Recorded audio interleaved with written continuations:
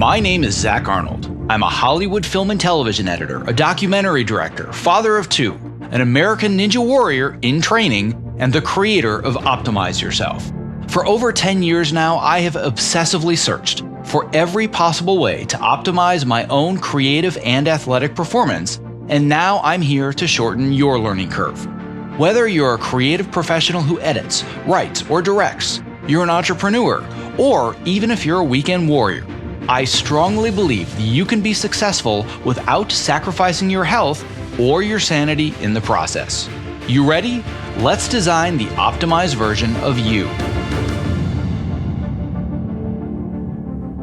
Hello and welcome to the Optimize Yourself podcast. If you're a brand new optimizer, I welcome you and I sincerely hope that you enjoy today's conversation. If you are inspired to take action after listening today, why not tell a friend about this show and help spread the love?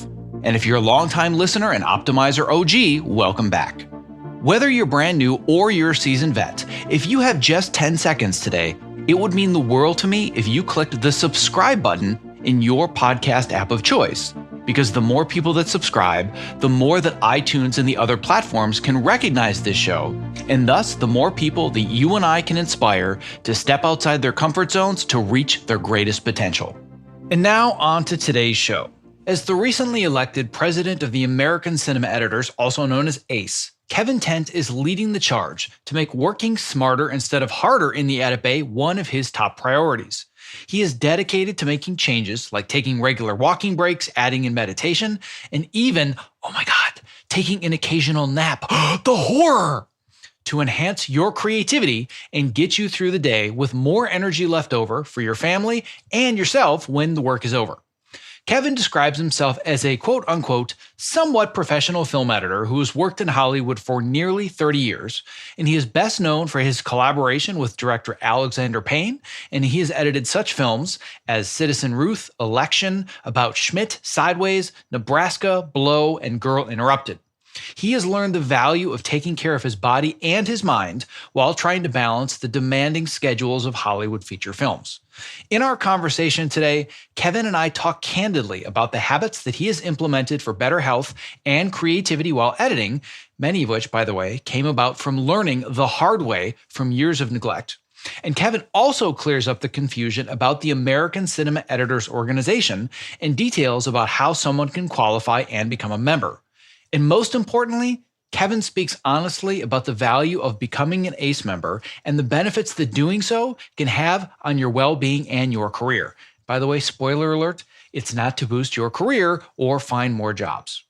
If you want to know how one of the top names in the feature editing game stays sharp and continues to work at such a high level, today's conversation is for you.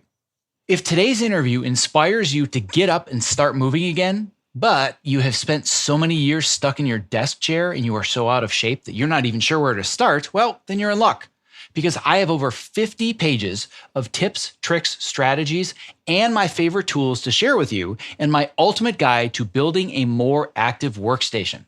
This ultimate guide is a collection of over a decade of my own research and experimentation that summarizes how I stay active, focused, and energetic all day long, despite living in front of a computer for the past 20 years. This includes my favorite recommendations for standing desks, ergonomic desk chairs and mice, tools and equipment that I keep within arm's reach all day long to alleviate and eliminate wrist, forearm, shoulder, neck, and lower back pains. Seriously, this is a manifesto on how to not let your desk chair slowly kill you. To download your free ultimate guide, visit optimizeyourself.me/workstation ultimate guide. All right, without further ado, my conversation with the newly elected president of American Cinema Editors, Kevin Tent, made possible today by our amazing sponsors, Evercast and ErgoDriven, who are going to be featured just a bit later in today's interview. To access the show notes for this and all previous episodes, as well as to subscribe so you don't miss the next inspirational interview, please visit optimizeyourself.me/podcast. I'm here today with Kevin Tent, who is, as he calls it, a somewhat professional film editor that's living in Hollywood, California. And somehow this somewhat semi-professional editor on the side has become the newly elected president of American cinema editors. You've cut such films as The Peanut Butter Falcon, Downsizing, Nebraska, The Descendants, Sideways, About Schmidt, Election, and many more. There's some real classics in there. Kevin, my God, is it a pleasure to have you on the show today. Thank you for being here. Thanks for having me, Zach. So this is going to be a really exciting conversation for many, many reasons. I've been an admirer of many of your films for years. Election and Sideways are two of my favorites. I actually did some extensive marketing work for Sideways very early in my career. Really? So yeah, it's not that we ever crossed paths, but I lived and breathed Sideways for about 6 months doing TV spots and marketing and DVD pieces and whatnot. So really? got to know that film very well. Yes, way back in the day. That's good. Very early in my career. You worked at Searchlight then? I didn't work at Searchlight. I worked for a smaller marketing agency that was doing marketing materials for Searchlight. Oh, how cool. And then I subsequently, because of that, I ended up cutting a Fox Searchlight feature and cutting all the trailers for the feature that I had done for Searchlight, partly because I had the experience working on Sideways. So there's a lot of connections we have that you didn't even know about.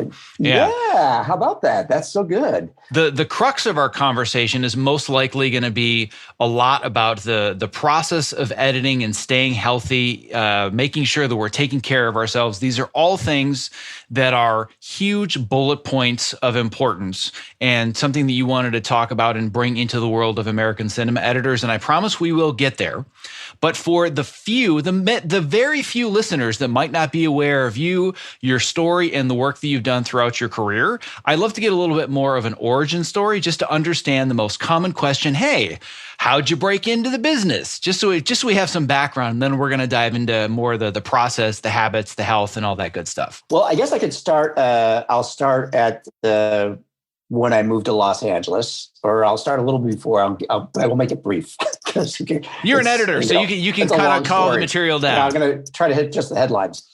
But I never even knew what editing was when I was a teenager and stuff. But I had this vague notion that I wanted to work in movies. And it was some friends of mine in high school, actually maybe junior high, had made a couple of little Super 8 films. And I was like, oh, that's so cool.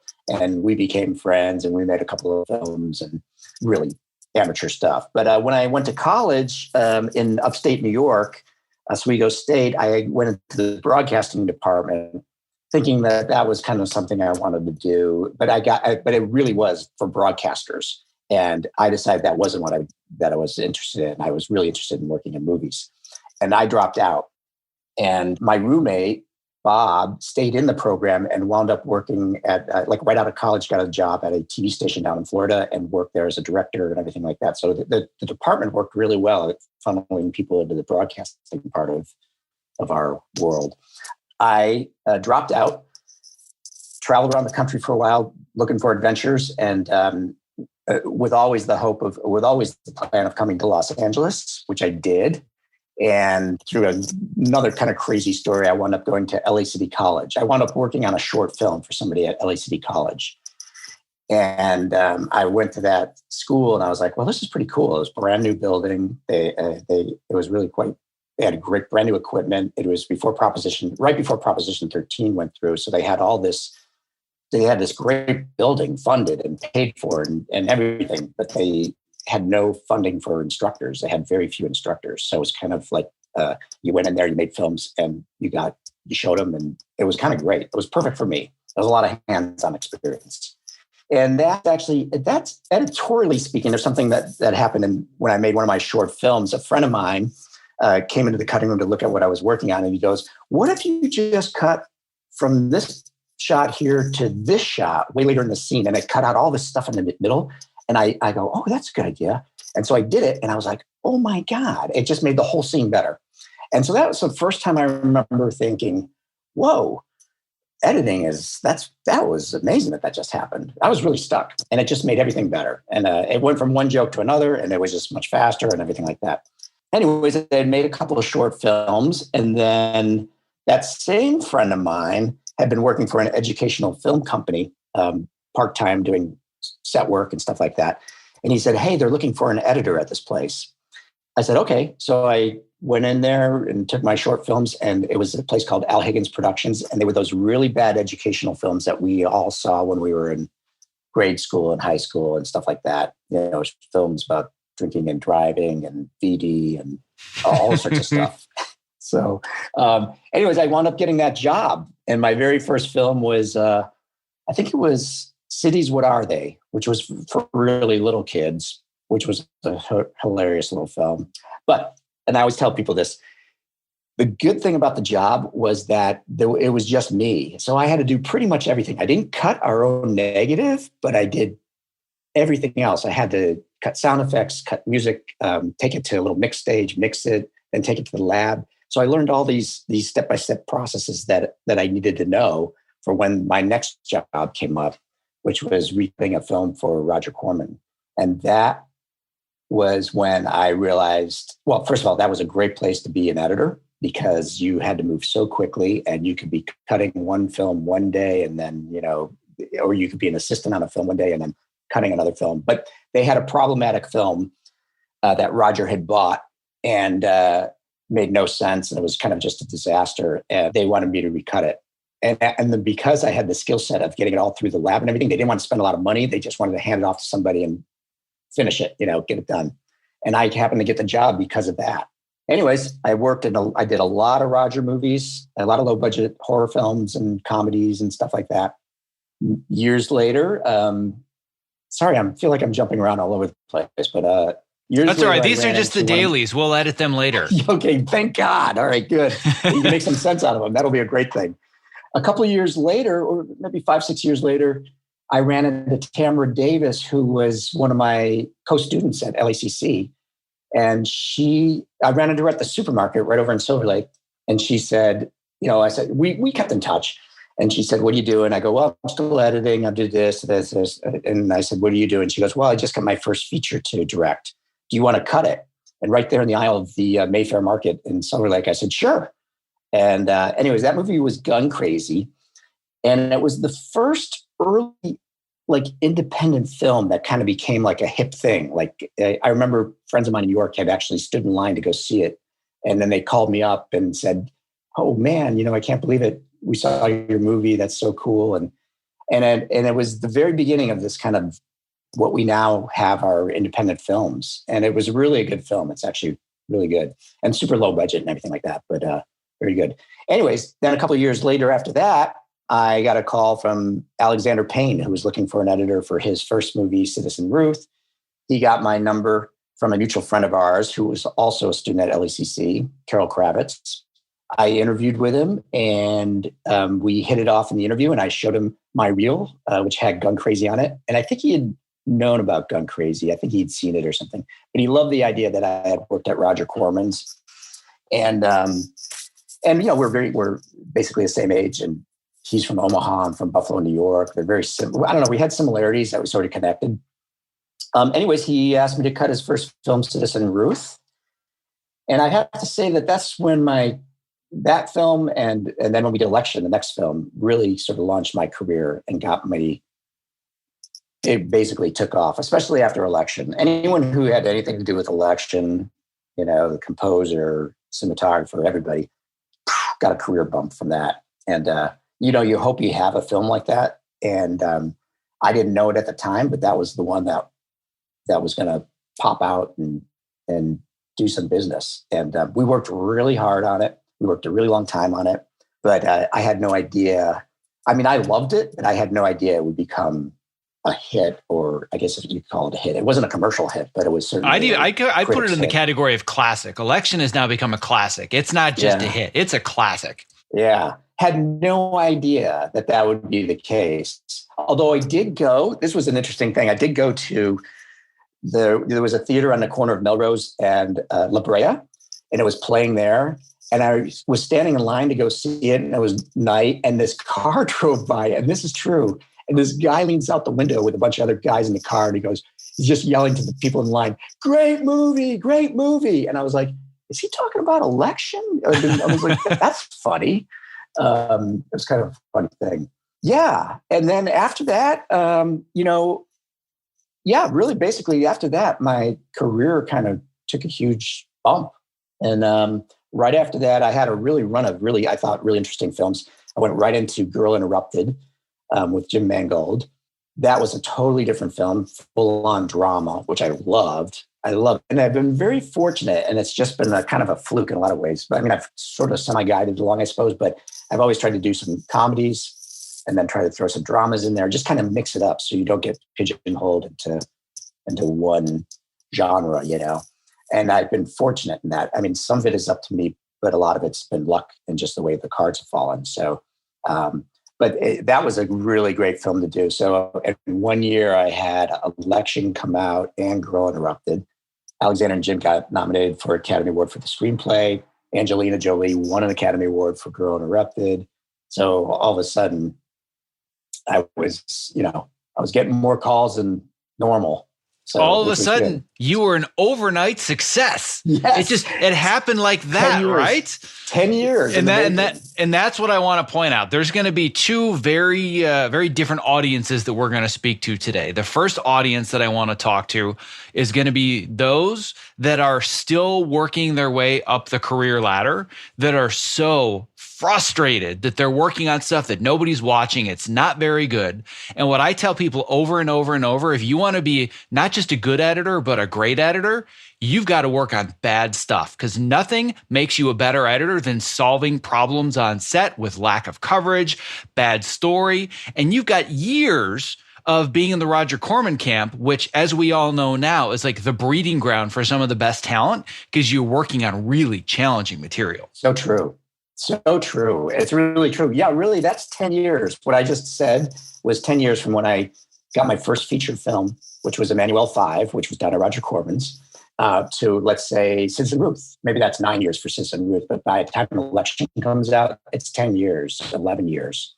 So, you know, and I worked on tons of ridiculous. I mean, I started out in educational films, believe me. I didn't even call myself an editor. And it was a producer who wound up becoming quite an established producer once, told me, he goes, I was like, well, I'm still cutting these educational films, blah, blah, blah. He goes, well, you're an editor. I'm like, well, no, not really. They're just educated. He goes, what do you get paid to do? I go, edit. He goes, you're an editor. I was like, okay, thanks for making me think about it that way. But yeah, you're talking to me. For 4 years, I cut ridiculous, bad educational films. I mean, so it takes a long time. And then I started doing the features and, you know, cutting anything I could. I would just constantly be cutting. And I always tell people, young editors, that too, even if they're frustrated and stuff like that, just keep on cutting stuff, you know, just get more and more experience. You know, at least that's how it's worked for me. So, and I think that's how it works for most people. It's funny. I just had this conversation in a previous episode that I recorded with somebody that said there's always going to be this 1% of editors that just hitch their wagon to one director and they get lucky and that's their whole career. And on the surface, I'm sure people have said more than once, oh yeah, you're Alexander Payne's editor. Right? Oh, yeah. Must be nice. Must be nice to just have all the jobs handed to you. It's like, if you do 3.5 minutes of research on IMDb Pro, it's pretty clear that that's not the case with you. And yes, you did hitch your wagon to Alexander Payne. You've had the luxury of being able to edit multiple films of his, but that's because you've earned that right. But my guess is most of the conversations you have, your story starts at Election. And then you talk about it from there. And so many miss all the struggles and all of the challenges and the educational films and everything else before you became the overnight success. Right. It's so true. Absolutely. Yeah. Oh man. A lot of them are not even, I clean up my IMDb page every once in a while because I'm like, well, no one cares about that movie. You know, I love that you left Emmanuel 5 though. That takes some courage. I love it. And Frankenhooker, which is a movie that I used to say there's something to offend everybody in. Yes, I left that on there too. That was so funny too. When you used to go to job interviews and you actually had your resume and everything, I would go in, I would sit down and I would watch the people go like this. I could see they're reading. And then they go down, they get to the bottom and they go, oh, you cut Frankenhooker? It almost always happened. It was very funny. I love it. Yeah. Well, as I alluded to, there are going to be two different audiences that I think we're really going to be speaking to today. One of which, as we've already talked about, are going to be those that are still working their way up, earning their credits, feeling like, oh, am I ever going to get my version of election, or am I ever going to get my about Schmidt, or whatever it is. And as we've already said, you just have to keep doing the work, keep honing the craft, keep getting better at your skill set. But I think the more important audience to speak to are both those people, but more importantly, those that have gotten closer to where you are at your level. The reason I want to talk to them is not so much about the craft, because they're already doing what you and I are doing. It's how you're doing it that is so important. And that's the conversation that I think is really the most important one. So talk to me about how you and I first connected and what's really important to you as the new president of the American Cinema Editors. Well, I think one of the things that, and it's taken me a while to kind of evolve to this place, is just that staying healthy, both mentally and physically, while you work so hard. And also, I started out on film, which was very physical. You were constantly getting up, reaching, putting reels on, you were all day long, you were moving. Now, all of us sit. Well, I'm sitting now, but I sit and stand. And that's not good. It's just not good and healthy, not good mentally and not good physically. So one of the things I mentioned to Jenny that I would like, one of the things for ACE to start just promoting, I don't even know how to promote it, but I might know a guy that knows how to promote better health and post-production. So I'll connect you with him. Hence we are here. And she said, you got to talk to Zach. I was like, okay, great. And I'd seen you on one of the videos. Maybe it was at the annual. Did we meet before? Oh yeah, we did meet once. Yeah. We met once very briefly years ago at an event you spoke at. But other than that, we haven't had any meaningful interaction. Right. Well, Jenny was saying you should talk to Zach. So one of the things I would love to do is just kind of promote general healthiness, and it happens to me, happens to all of us, I imagine. We just get in our own world, and especially when you're super focused on a project or something like that, you forget about your. I mean, I tried never to do this. Forget about my family and stuff like that. I basically had my life down to my family and my work, and that's really kind of what all I focused on for the last 10, 15 years. But yes, I think that promoting healthy mind and body would be something that ACE could do to help our other editors just, and also just socialize with other editors and stuff like that. Like, I think, I think we talked about it too. Like, or you did. Yeah, we did talk about it. Going on hikes and just socially walking and just like seeing and like that kind of thing, just to get out of our own heads a little bit would be good. Yeah. And and this all came about, really, I was not very healthy for many years. I had gained quite a bit of weight, but when I had worked with Ted Demme on the movie Blow, which was also a really fun movie, and I just loved him so much. He was just the greatest guy and greatest director. Yeah. By the way, if anybody hasn't seen Beautiful Girls, go see Beautiful Girls. It's one of my favorite films ever. I loved Blow too, but Beautiful Girls is just a classic. So yes. And Natalie Portman, it is so good. It is so good. And he was such a joy to work with. And I think about him all the time. He's actually influenced my life all the time because he was so positive and so full of life. He was also a guy that would eat a steak at 11 o'clock at night, and he was young, and anyways, when he died of a heart attack, which was so sad, it kind of woke my wife and I up, and we were like, "Jeez, man, he was a little younger than me, but we were pretty young. I think I just turned 40 or something." But my wife went out and bought a treadmill, and we started exercising every day. She's really good at that about it. And then I got a bike shortly thereafter, and I started riding my bike a lot. And I find it so good on so many levels, creatively and just physically, and just overall health. It just feels good. Well, as somebody who put in your self-written intro that you're a semi-professional editor, it's kind of your side hustle, editing all these movies. You realize that we don't have time for this stuff, Kevin. Like, this health is something I do during my hiatus. But how do you expect me to do this during a movie or a TV series? Like, health, I'll do that when I get to it, when I have time, right? Like, how am I supposed to be able to do this on a busy schedule in Hollywood? It's so true. It's really hard and it takes some discipline. It means getting up earlier so you have a half hour to meditate or whatever first thing in the morning. And it means then if you're going to exercise for a half hour, it means you got to build that half hour into your day. Sometimes I'm pretty much do something every day. It's maybe not as a big workout like riding my bike or, a full hour in the garage, on the treadmill or whatever. But I try to do something. But I don't beat myself up if I miss my morning because I overslept or whatever, then I'll do it in the evening. I try to do it in the evening before dinner or something like that, if I can, or after dinner or after I'm done working. So, it is hard. You are absolutely right. But I think what happens when you miss it, then you will make time for it. And that's what's happened with me. Like now I know if I miss my morning meditation, I can feel it later in the day. And I'm like, damn, I should not have missed it.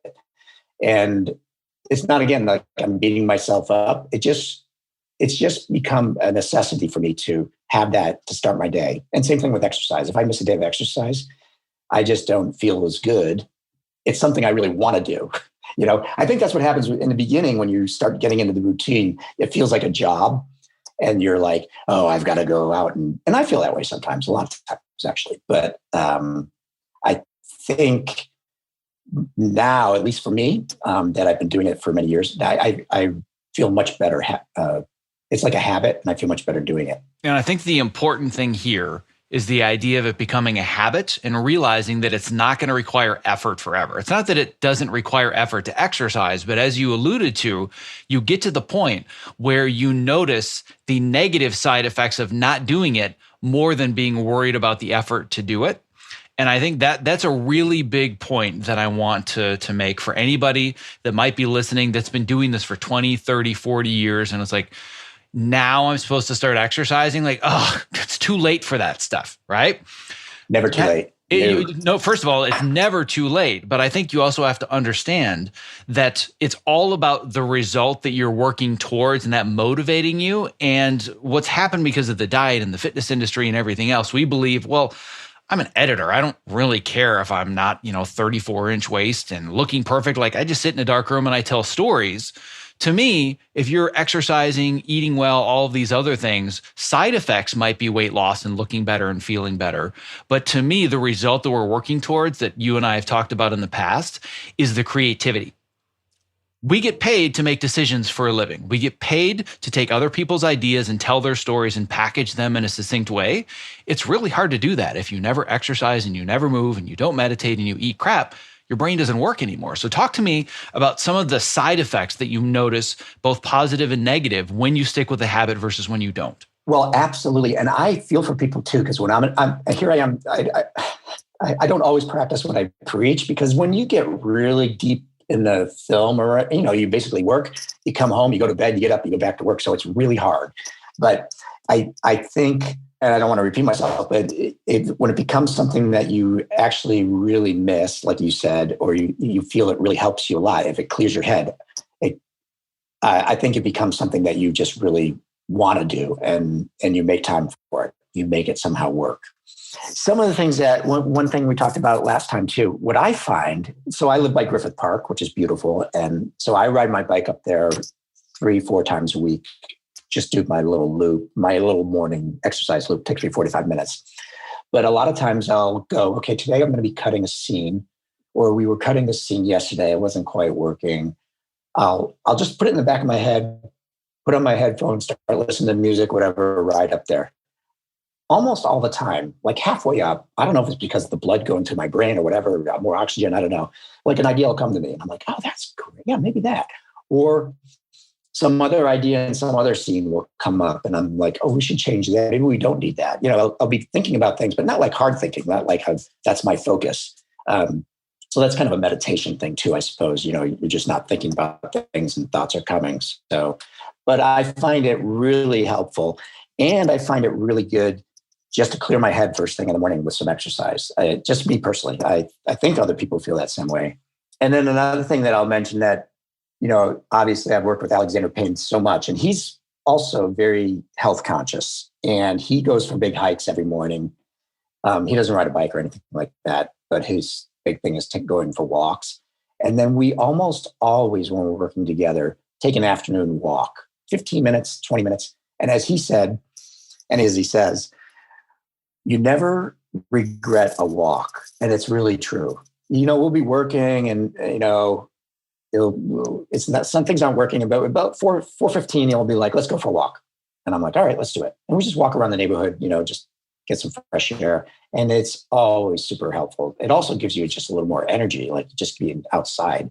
So I think, to all the editors out there, about 4:00, when they've been sitting in their chair after lunch for the last 4 hours and, go for a walk, get some fresh air just around the block or wherever, it's really helpful creatively and physically. Yeah, for me, it's all about the creative benefits that I get from exercise, from taking walks, from taking breaks. I think the problem is that we have this mentality that's been burned into our brains and conditioned for decades, is that as a technician, we're being paid for the hours that we work. Therefore, I'm earning my paycheck if my hands are attached to my keyboard. However, how dare I go out and take a walk, because then I'm not working. But what you're alluding to, it kind of sounds like you're working if you're not at your computer, right? Yeah. Thoughts are coming to you, you're talking, or even taking your mind off of something for a while. You could call it work, because you come back and you might have even a few minutes away from it gives you a fresh perspective on what you were working on. So it's a plus. But yeah, I suppose if you have somebody behind you with a whip telling you to work, then it may not look like it's paying off, but I'm sure it pays off. And also, may as well bring it up right now, I'm a big napper. I like taking a short 15-minute nap in the afternoon, and so does Alexander, thankfully. So, that is also a big thing, that if you're going to work till 8 or 9 at night, afternoon nap, 15 minutes, literally 15. I'm really good. My brother can do it and I can do it. We can lay down, zonk out, wake up, and get back to work. I don't know if it's a genetic thing or what, but we both can do that, and we both do it. So I think that's a great thing to do too. Now, that's really hard for people to break away and say, I'm going to go take a nap. But, they can go to their car or something, lay down for a second, 15 minutes, or maybe they can build it into their schedule somehow. I don't know. But now with everyone working from home, it's way easier now. Now you just turn off the Zoom camera. Oh, sorry, I must have had my phone to do not disturb. I apologize. Exactly. Right? Exactly. It was a lot harder years ago. Yeah. When it comes to the naps, that's a whole nother level, I think, of a mental barrier that people are going to have. I've talked to many people, many of the students in my coaching and mentorship program, about how they can better organize their day to have consistent energy. And even when I talk about walks, they'll say, oh, I feel so guilty doing that. It's like, first of all, we have to eliminate the guilt. The naps, that's a whole new level of guilt that's really hard. And it's a cultural thing. It's just about the culture that we've been trained to believe we're only earning our pay if we're actually working. But how many times have you had the most brilliant editorial idea in the world staring at your computer exhausted? Versus on a bike or taking a shower or taking a walk. All the best creative ideas happen when you are away from your workstation, not in front of it. The work happens at your computer. That's when you're actually putting the bricks in their piles. That's when you're building the wall. Designing the wall and solving problems, that happens away from the workstation. You can't be creative if you don't get away. It's just not possible. Right. Yeah. I think that's well put, Zach. Absolutely. I think that's exactly right. So the big question that I have for you, given you're definitely one of the more experienced people that I've certainly brought onto the show, have a huge array of projects that you've worked on. You're very seasoned and have been in this business for a long time, and you're now in a position where you can affect change. How do we start to rewire the culture of many of your colleagues and my colleagues that still believe, because they've done this for so long, the only way to do it is to work harder, not work smarter? That's a good question. I think by supporting the ideas that we're talking about and just saying, no, this is a good way to be creative. This is the better way to be creative. You can't make laws, but you can guide people and tell them that there are other ways to approach these things. And I hope that we can work together at ACE and do that, just to put it in their minds. Not everyone's going to jump to it right away, but a lot of people might be like, I think they're right, and that they are right. I thought about that, but maybe I got to be more proactive myself and make these things happen. change some lifestyles. They have to do it. We can't do it for them, but if we say, this is a good thing. It's okay to want to take a walk every day. You should do it. A lot of editors do it.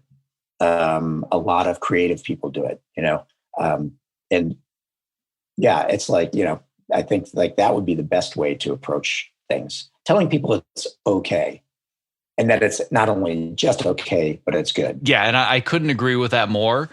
As editors, as assistant editors, as people in post-production, we live in this insular world where it's just us by ourselves in a small, dark room, and we have to make assumptions about how other people are doing it.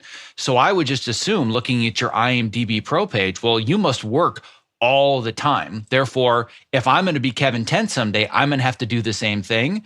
You coming out here and saying, guys, I take naps during the day. That's how I cut my movies, making that more acceptable. That's the first step. Because my firm belief is that the way that we did things in the 20th century, the assembly line model, you punch in at a certain time, you punch out, you have to be at your workstation.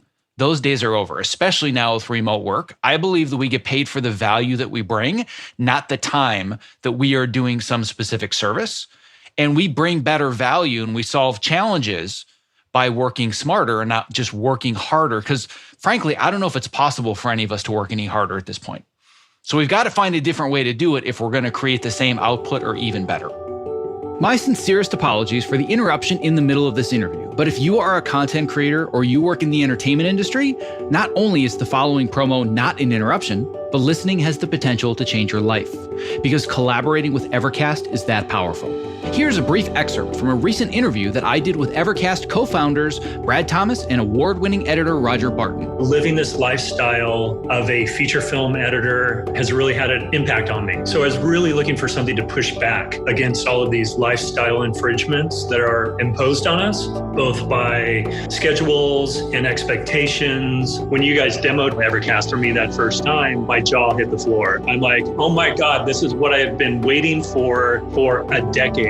I also had the same reaction when I first saw Evercast. 2 words came to mind: game changer. Our goal, honestly, is to become the Zoom for creatives, whatever it is you're streaming, whether it's editorial, visual effects, Pro Tools for music composition, live shot cameras. It's consistent audio and video, lip sync always stays in sync. Whether you're in a live session where you're getting that feedback immediately, or you can't get it immediately, so you record the session and you can share those clips with people on the production team where there's no room for any confusion. It's like, this is exactly what the director wants. This is exactly what the producer wants. What matters most to me is it makes the entire process more efficient, which then translates to us as creatives who spend way too much time in front of computers. We get to shut it down and we get to go spend time with our friends and family. The biggest complaint, and I'm sure you guys have heard this many, many times, this looks amazing, I just can't afford it. Tesla had to release the Model S before they released the Model 3. So by the end of the year, we are going to be releasing a sub $200 version a month of Evercast for the freelancer and indie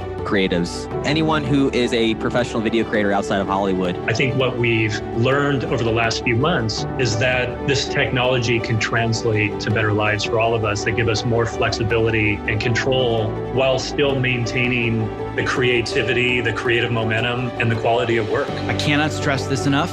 Evercast is changing the way that we collaborate. If you value your craft, your well-being, and spending quality time with the ones you love, Evercast now makes that possible for you and me. To listen to the full interview and learn about the amazing potential that Evercast has to change the way that you work and live, visit optimizeyourself.me/Evercast. Now back to today's interview. Right. Well, I agree completely. And yes, I think all the things that we've been talking about, exercise for sure is at least something to me, makes me a better editor. And also meditation. I do a lot, I do meditating now, which I haven't done. That's something recent that I've done, but it's been great.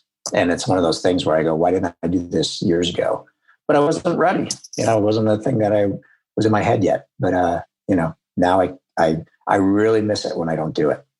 So what was the instigator? Because for a lot of people, they're hearing meditation. Like, it's one thing if I get on the treadmill for 20 minutes, but like I have time to meditate. I'll do that later.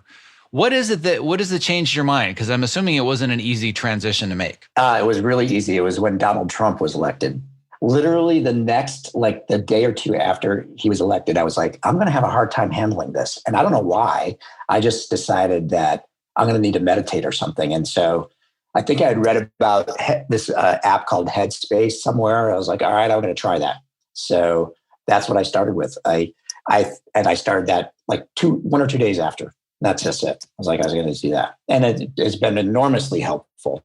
It doesn't change what's going on in the world. It just basically allows you to react to things with a little more perspective and a little more calmness, which is what I needed. So, so I did that. I used Headspace for a while, which was great and I really liked it a lot. Then I did like a year and a half of TM, which was interesting just to mix things up. And for those that don't know, that's transcendental meditation. That's one of the favorites that Tim Ferriss likes to talk about. It's good. It was good. And then but the last couple of years, which I've really enjoyed, is another app called 10% Happier. And the reason I like it is because there's many different instructors on it, and you can switch around if you want to hear somebody else's voice or you want to hear some other meditation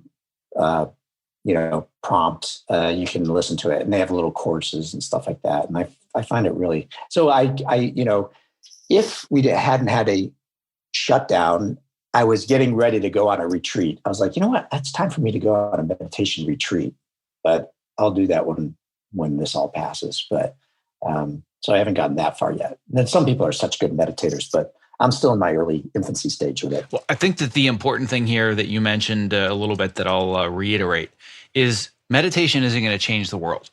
However, meditation can drastically change your perception of the world. And frankly, in my mind, that's all we have is the perception of our world, right? If you really want to go deep into the matrix theory, all we have are the sensations and the information that's coming into our brain, whether it's artificial, whether it's real, nobody can actually prove, but you have control over your perception of things and how you react to them. So how does that meditation translate to you better managing political issues, better managing schedules, demands, challenges in the edit room? How does the meditation translate to being a tool for you as a storyteller? Well, I would say the same thing. It helps you react to what you're working on, the politics involved. Because don't forget, I mean, I know, and all the editors out there know, you're also like a total politician while you're in the cutting room. So, and that's a skill set which we haven't even touched on, which is really, I think, one of the most amazing things that we wind up doing as people. But I would imagine it has helped me in that. Although I think because of my father, who was a really easygoing guy, I think I was pretty good with reading people in the room and the editing room and able to, make things work with people, I think. But meditation has definitely helped in that, where you just are a little less reactive, think a little bit more, and then you can kind of come back with what you want to say or how you're supposed to react, So I think it just gives you a little bit of buffer and a little bit of thoughtfulness in what you're going to say or do, in the cutting room and actually your whole life. And you don't really notice it. Like I didn't really notice it again until I miss it now. Like if I don't meditate in the morning and I realize that I'm a little jumpy in the afternoon or a little short, it's probably because I didn't start my day the way I like to, I think creatively it helps too. Again, it's like one of those things when you're not thinking about something and you're just kind of like, ideas will come to you, Well, one of the things that I wanted to mention is this idea of the soft skills to better manage a room. Because everybody talks about the tools. Oh, I did this in Avid, or maybe I do this in Premiere, or whatever it is, or here's how I assemble a scene. But the soft skills are where I like to focus my attention, because I feel like not nearly enough is paid towards those. The joke that I always make is that if somebody's looking for an editor, the job applications that say previous careers must include janitorial experience as a mediator, experience as a politician, and most importantly, must be a certified therapist. Oh. So true. Right? Like it's so true. Yeah. Anybody that focuses just on the craft itself, the craft is obviously incredibly important because that's what people see on the screen. But I believe the editor has to be the one person in the room, which brings us back to meditation, where you can just bring everything in, not immediately react, and process and think before you give your thoughts, because you have to be the one that takes all the disagreements and says, I think this is maybe where we need to land. Let's try this. And it takes a lot of those different skill sets. It does. It's really true. It's really true. And that is something that I think is a huge part of the job. I mean, gigantic part of the job. And it's not always easy. You're often put really in a tough jam. And you got to figure out what you think is best for the film, and you got to figure out or show or whatever. And if everyone else disagrees, you got to kind of deal with, they're going against what I think is best. And it gets really complicated and really difficult. And I think that that's probably a skill that maybe a lot of editors already have. Maybe that's why they're wound up in the editing room. I don't know. I mean, but it's something that should be nurtured. And if there's any way, we should talk about it for ACE, if there's any way to kind of nurture that kind of thing in people too, to understand interpersonal relationships or something like that, like how to deal with some of those difficult things. But it is tricky. Yeah, it's a very tricky thing. And I think that the mentality right now is, well, you kind of have it or you don't. But is it something that can really be taught? And the same can be said for networking as well. As editors, as people in post-production, most of us, not all of us, but I would say that the majority are introverts. We chose editing for a reason. You can't take an extrovert, just like the general run-of-the-mill stereotypical extrovert, and say, here's what you're going to do for the next 30 years of your life. You're going to sit by yourself. You might have a window, you might not. You're going to have very little personal interaction, and you're just going to work and generate ideas. I know a lot of people that say, kill me now. Just kill me now. Yeah. For us, it's like, yeah, sure, that sounds good to me. Like the pandemic, globally withstanding everything that's going on for me personally, oh my God, it's been heaven. Because I just get to stay home and do my own thing. And I know for a lot of people it isn't. But as an editor, that's just kind of part of who we are. And then we have to bring in interpersonal communication skills and networking. Oh God, scares me. Absolutely. Yeah. Makes me nervous still. But I think I totally agree. And I think one of the greatest joys about editing is that there's nobody closer to a film or project. It's like you are at the center of it all. However it evolves and however it changes, you're not the only one, but there's really no one closer to a film, except for maybe a producer or director, than the editor, and you have this, I think of it as having a relationship with this thing. And I think it must be how a painter might feel about a painting. They're very engaged with the blank canvas and it becomes a thing. And, that's kind of how I think about editing, which to me is very fulfilling. And the older I get, I realize everyone else wants to be as close to the project as you are, and they're jealous, So I always feel that way. I can tell. I'm like, oh, they wish they were as close to this project as I am, or, as we are as editors. So let me throw this out there. This is going to be a challenging question that I don't necessarily expect an answer to, but it's a conversation that I've been having for years with quite a few very high-level editors. I've asked this question of Walter Murch. I asked this question of Stephen Rifkin. I asked it of Carol Littleton. If we are closer than anybody else, and arguably you could say that the writer is very intimately involved with the story, the director is, the producer, but we're on the very, very inner circle. If you're going to put together the minimal crew, you need an editor, no matter what, unless it's a oneer. And even then you need an editor. 1917 has how many edits in it? And it's just a oneer, right? Yeah. So you need an editor. So then why, to this day, are we still treated as the technicians we were when film editing began? Why are we not in the conversation about being in the same place as a director or a writer, where it's not above the line as opposed to we're just the bricklayers?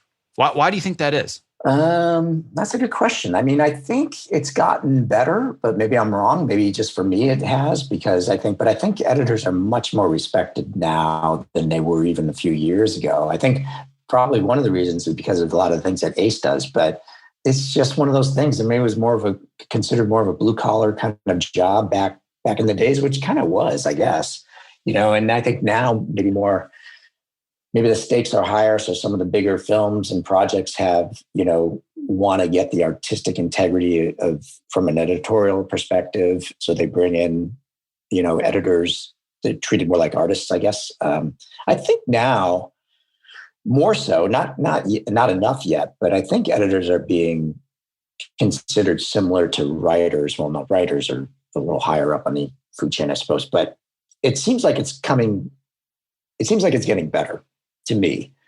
but not where it should be. But me personally, I'm very lucky because Alexander Payne is a huge believer in editing, and he's a real filmmaker. And I think he just understands the power of it. And he treats all his people on all his films with a lot of respect and wants your input and everything like that. And, that's how our relationship has always been. So now when I go into other films, most of the time, that's what the relationship's already set up like that. I'm not there just to push buttons. I mean, sometimes it happens, sometimes you just, okay, well, if that's what they want to do, you got to do it. But, so I'm not sure I answered the question yet, but I think it's getting a little better, but it's not there yet. And its causes, all I can think of is that the film industry used to be just more of a blue collar industry. And now it's in the last, let's say 50 years, it's evolved more into a different kind of industry. Does that make any sense? It does make sense. And what I found really interesting about your answer, you may not even realize that you did it, but you said, well, editors, and writers, oh, wait, no, hold on a second. The writers are still above us. And in my mind, if there's an equivalent, the directors, of course, they're the ones that are running the ship, right? They're the captain. Right. But to not at least be on equal standing as a writer when really we are the final digital writers, the logic of that doesn't add up to me. I'm not taking away from the writers. I'm not saying that they shouldn't be where they are. They deserve to be where they are. But we're essentially doing the same thing with different tools. So I've never really understood from a logical perspective, why are we not treated at the same level as far as above the line, as far as the protections that we have? That's never really added up to me. And it seems to me if there is something to work towards, we should be in the same conversation. Should we not? Yeah. I guess probably because editors come in, in the clinch when the script is not good and when the writing is not good. That's when editors really prove themselves. And maybe because of that, we're kind of like it's a last minute thing. Just I don't know. I'm not quite sure why it is. My belief is, and this is where I think ACE really comes in. Like you said, ACE is a big part of sharing the information about what editors actually do. It's really easy to judge good or bad writing. Yeah. You can see that like this project is what it is because of the writing. The dialogue is crisp. The structure is great. And most likely that was on the page. Sometimes it isn't. Sometimes the writing wasn't so great and the editor came in and fixed the writing. But guess what? Nobody knows that. We are the invisible artist. So it's much harder to put us on the same level as a writer when most people watch the Oscars and say, what does the editor do again? Right. Everybody knows what the writer does. Everybody knows what the cinematographer does. But when there's editing and sound mixing and sound recording, they're like, what do these people do? Right? Why wouldn't you just treat us like a below the line blue collar worker if that's the perception of our role? Yeah. Maybe what ACE should do is release projects before they've been cut and then after they've been cut. I've always been a big believer, and I don't actually think this, but as a side note, that when you submit for awards, you should have to submit your editor's cut, right? Before anybody jumps into it. And then you're like, oh, okay, now I see where this started. But anyway, that's a whole side conversation. So the last thing that I want to ask you, specifically as the president of ACE, I had this conversation a while ago with Stephen Rivkin, but I'd like to refresh it for anybody that's listening. What is ACE? How does it work? And if it's something that I want to be a part of, how do I get in? I get this question all the time.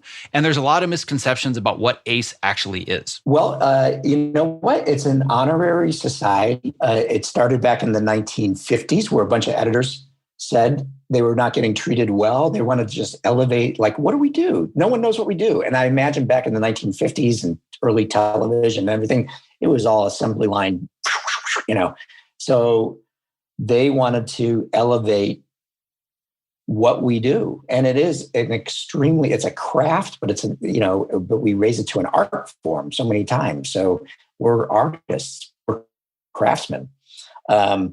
So really what ACE is an organization of editors that have gotten together to promote what we do and also just to socialize and just to see each other and just to commiserate and just have where there's so many of us now and more than ever, just to have a community so we can talk about ideas and promote what we do. And if people are interested, please join. We love, and it's expanding because we have, editing just seems to be expanding. It seems like, I don't know if there's more editors now than ever, but my son's an editor. He's really? So he's 11. He's got iMovie and he's got a YouTube channel. Everybody's an editor now. See, I had nothing to do with it. If anything, I tried to dissuade him. I'm like, oh God, no, just please choose anything else. But he did. How funny. Oh, that's so funny. That's great. Good. See, yeah, that's good. And I think editing is now cool. Editing has become cool. It's becoming cooler. I don't know if it's cool yet, but it's becoming cooler than it was it's for not sure. Cool yet, but right. Well, that's what we're going to work on. But anyone who's interested should for sure join and help. And you know what? Basically, it's a community of other like-minded, like-professioned people, and it's men, women, everybody. So we, come on and join. And if they have the credits and all they need is a couple of references, they can join. So, and that's one myth that I want to dispel, because people a lot of times will say, "Is ACE like another union? Is it part of the Editors Guild?" It's very much not. No, it's not part of the union. The union is great too. I mean, thank God we have it. But no, it's really, think of it as a honorary society. It's another group of editors that like to get together, promote editing, promote our history. There's a lot of, we do a lot of with education and stuff like that. So, and I hope we even do more of that stuff. I'm going to work towards promoting more of that stuff and health stuff. And just what we're doing right now is really part of ACE. Okay, you're a member, I'm a member. We want to promote health and well-being to editors because they work so hard and they got to, let's keep our heads on straight, and stay healthy. So this is just here's a perfect example of what ACE can do and what we're trying to do with ACE. One notion that I want to misspell is the idea that, just come join, because it's the barrier of entry isn't anybody can just go to the website and say, I enter my email address and I'm a member of ACE. Right. Some people are very confused about what does it actually mean to be a member of ACE, see the credits on TV or in the movies, whatever it is. So if somebody wanted to join, what are kind of the minimum barriers of entry just to be considered and be a part of this group? Well, you should. I think most people join when they've had some experience. They've been around, they've been editing for a few years. We have specific benchmarks that they have to meet. Do so many feature films, so many hours of television, that kind of thing, or documentaries, or whatever, or reality television. I don't know what those are exactly off the top of my head, but I think they're on the website. So basically, though, it's not like. There's been some people that have talked to me. They're like, they think it's going to be a career boost for them to be an ACE. And I'm always like, well, that's not really the point for this. It's be more like when your career is starting and settled a little bit and you are committed to being an editor. Yeah, then it might help your career. I don't know if it does or not, but I don't think people hire people just because they are members of ACE. But so we definitely are looking. ACE is an organization with somewhat established people. I don't want to seem like we're snobby at all, because we're not. But also, people out of film school are probably not going to join ACE, or they probably won't be accepted. And and we're there. You would need a couple letters from established ACE members, and basically you submit your application, you have an interview, and then you're voted on to join or not. So. And we rarely, if anything, we just tell people, you know what, we love you. We can see you have a great future. Please hit us up again next year or 2 years from now when you have some more credits. That's really the only reason that people are ever turned down. And it's never turned down for good. It's turned down just for, till they have maybe a little more experience. So I guess ACE has got more experienced editors than non-experienced. Right. And I'll be the first to say, just put it right out there, I was one in that category of I didn't get in the first time. Really discouraging. But at the same time, I came in after I'd done my first TV show. I'd done 4 seasons of it, but I only had one show under my belt. The meeting went great. I loved everyone. It seemed like it was the perfect fit. It just wasn't the right time. I put in another year of experience, had a new show on my resume, got in the next year. Yeah. That's really the only reason people don't get in. So it's just because just a little more experience, Yep. So, and just to clarify a point that you made, you kind of stole my next question, which is well, I'm assuming that ACE is going to help me find work and it's really going to, be a big boost on my resume and I now get paid more. I'm like, no, that's going to be a big shocker for you if that's the reason you want to join. Yeah, if you want to join that. In fact, I just had a friend of mine say that not to me, not that long ago. I was like, well, I don't think, and he's been around a while. I go, if you want to join ACE, you should join because you want to just be a part of this, all these other editors. I don't think it's going to get you jobs. I mean, I doubt people go down and look at the list of your credits and go, oh, they're an ACE. It's not grade A stamped on, the side of the cow or something like that. Although maybe it is. Maybe it is a little bit like that. Maybe we need to make it a test where you have to cut sample scenes. And if it doesn't meet a certain benchmark, then you're not ACE certified. That would be so hilarious. We should do that. Yeah, that should be a recruitment video. You get 2 minutes to cut a scene. Well, the way that my mom put it, because when I was going after ACE and didn't get in the first time and then got in the second time, she learned all about it. And she put it so succinctly to help me understand what it is. After we went through all this, she's like, oh, I think I get it now. ACE is kind of like Phi Beta Kappa for editors. I was like, right. Yes, that totally makes sense. Honorary society based on your past work experience, but you get to connect with like-minded professionals. And to me, I think the most important benefit, if you're looking at it selfishly, there are so many benefits to being a part of the community, the learning resources, the events, the networking. If you're going to be totally selfish about it, I think that having ACE on a resume is a credibility marker that other people that are good at what they do have accepted you into the same group. But other than that, it's not going to get you a higher rate. No studio is going to say, oh, you get a $500 a week bump because you're ACE. They don't care at all. It's nothing to them. But it's a credibility marker that people know, you know what, you've been doing this for a while and you know what you're doing and you're amongst other like-minded professionals that agree with that. Right. Zach, that was so well put. I wish I would have said what you just said. You can steal it, by the way. Going forward, you can steal it. It's all yours. I'm gonna write it down and have it in my hand for the next time it comes up. But your mom put it perfectly too. Yeah, I was just like, oh my God, that's brilliant. Because I had such a hard time explaining to my in-laws, what's ACE? I see the people's name. I'm like, I don't know. It's hard to explain. It's like a 10-minute conversation. Right. Now I just say it's Phi Beta Kappa for editors. Oh, okay. I get it. It's not the union. It's not job recruitment. It's none of that. Right. That's so good. That's so perfect. Short and sweet. Perfect. Exactly. Well, we're editors. We like to condense things into the simplest story possible, right? Yes, that's our job. Clear. Yep. Exactly. Well, what I would like to commit to, and I know that this is something you want to do as well, for anybody listening, whether you're still breaking in, still learning, trying to get to the ACE level, or for those that are listening that are ACE members, you and we've got some work to do. We're going to be building some new materials and doing whatever we can to bring just a little bit more life into the work-life balance, into the world of being editors and creative professionals. I love it. Let's do it. So on that note, I'm very excited to make this happen. As an editor, you think my timing would be better, but we're 2 minutes over. I'd like to keep it nice and succinct, but it's the pandemic, so it's pandemic time. But last simple question, then I'm going to let you go.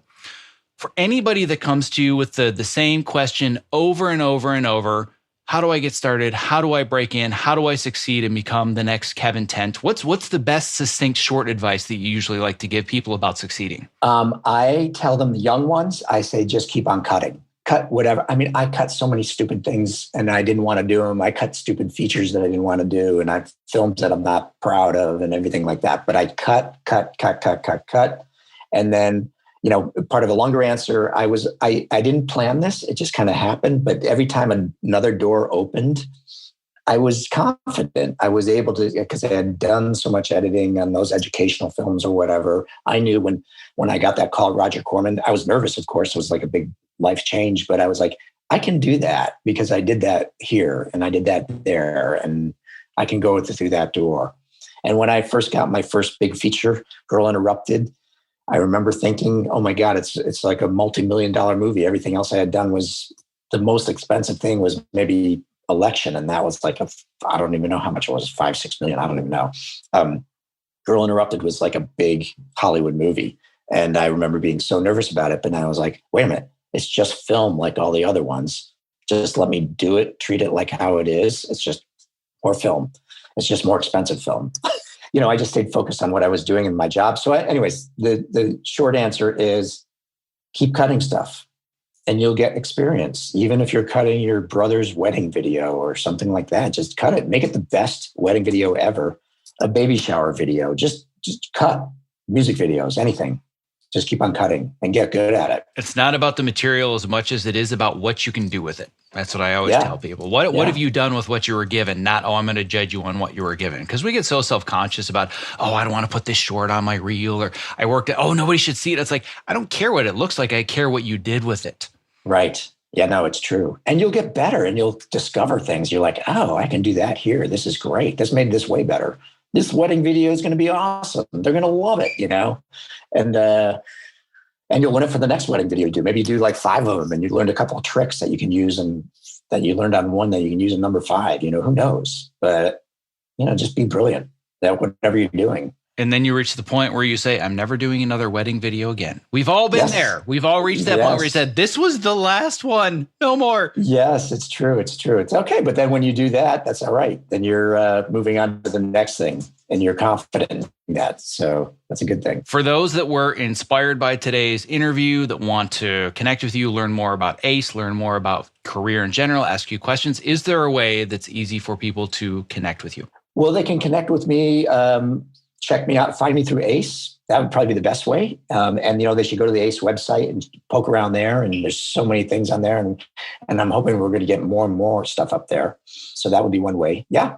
And then they can track me down through there if they want. All right. Well, that sounds great. Well, on that note, this has been a tremendous pleasure. I'm glad that despite some of the Zoom challenges and technical barriers, we got this in the can, and I think it's going to be really helpful and inspirational and educational for people. So I appreciate you taking the time to chat with me today amidst your busy schedule. Likewise, Zach. It's my pleasure, Zach. And let's do some magic. Yes, sir. We will indeed. I appreciate it. Thanks so much for being here. Okay, sounds good. Okay, talk to you later.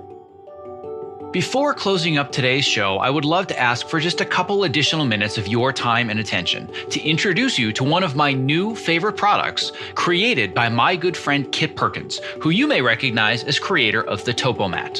Here is a brief excerpt from a recent interview that I did with Ergo-Driven co-founder and CEO Kit Perkins, talking about his latest product, New Standard Whole Protein. I'm into health and fitness generally, but I want it to be simple and straightforward. About a year and a half ago, I started adding collagen into my protein shakes. And man, the benefits were like more dramatic than any supplement I've ever seen. So I thought, if I could just get this down to coming out of one jar and it's ingredients that I know I can trust, and you just put it in water and you don't have to think about it. When people think of protein powders, they think, well, I don't want to get big and bulky. And that's not what this is about. To me, this is about repair. So a big part of what we're talking about here is you are what you eat. Your body's constantly repairing and rebuilding, and the only stuff it can use to repair and rebuild is what you've been eating. Unfortunately, as the years have gone by, every day getting out of bed, it's like, 2 or 3 creaks and pops in the first couple steps, and that I thought you just sort of live with now. But yeah, once starting the collagen daily or near daily, it's just gone. So for us, job 1A here was make sure it's high quality, and that's grass-fed, 100% pasture-raised cows. And then the second thing, if you're actually going to do it every day, it needs to be simple, it needs to taste good. Well, my goal is that for anybody that is a creative professional like myself that's stuck in front of a computer, number one, they're doing it standing on a Topomat. Number two, they've got a glass of New Standard protein next to them so they can just fuel their body, fuel their brain. So you and I, my friend, one edit station at a time are going to change the world. And even better for your listeners, with code OPTIMIZE,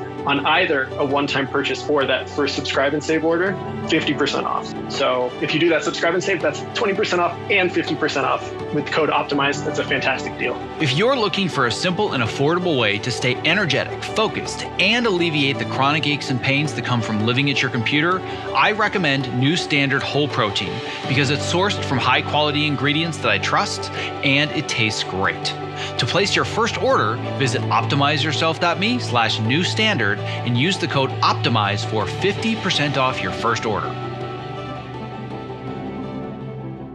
Thank you for listening to this episode of the Optimize Yourself podcast. To access the show notes for this and all previous episodes, as well as to subscribe so you don't miss future interviews just like this one, please visit optimizeyourself.me/podcast. And a special thanks to our sponsors Evercast and Ergo-Driven for making today's interview possible. To learn more about how to collaborate remotely without missing a frame and to get your real-time demo of Evercast in action, visit optimizeyourself.me/Evercast. And to learn more about ergo-driven and my favorite product for standing workstations, the TopoMat, visit optimizeyourself.me/topo. That's TOPO. If today's interview inspires you to get up and start moving again, but you have spent so many years stuck in your desk chair and you are so out of shape that you're not even sure where to start, well, then you're in luck. Because I have over 50 pages of tips, tricks, strategies, and my favorite tools to share with you in my ultimate guide to building a more active workstation. This ultimate guide is a collection of over a decade of my own research and experimentation that summarizes how I stay active, focused, and energetic all day long, despite living in front of a computer for the past 20 years. This includes my favorite recommendations for standing desks, ergonomic desk chairs and mice, tools and equipment that I keep within arm's reach all day long to alleviate and eliminate wrist, forearm, shoulder, neck, and lower back pains. Seriously, this is a manifesto on how to not let your desk chair slowly kill you. To download your free ultimate guide, visit optimizeyourself.me/workstation ultimate guide. Thank you for listening. Stay safe, healthy, and sane, and be well.